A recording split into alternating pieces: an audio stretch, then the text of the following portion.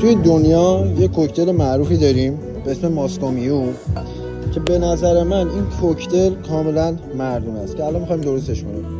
سیروپ زنجبیل لازم داریم 20 میلی لیتر، سیروپ نه، آب لیموی تازه اونم 20 میلی لیتر و ودکا 40 میلی لیتر میزیم داخل لیوانمون.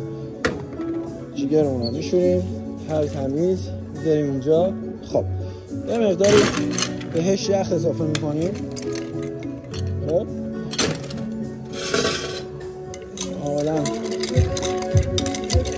ترکیب میکنیم.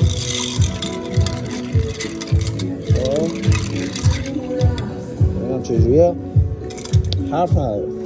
حالا اینکه چرا مردونه است اینو خودشون میدونن که چرا مردونه است، میتونید از مردا بپرسید. خب این هم جینجر ایل که معمولا جینجر بیر بهش اضافه میکنن، یعنی آبجوی زنجبیلی. وقتی که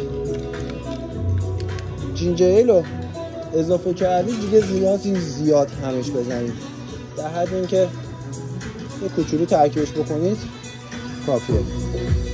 و با یه نعنا خوشگل هم گاریشش میکنیم. میشه جان.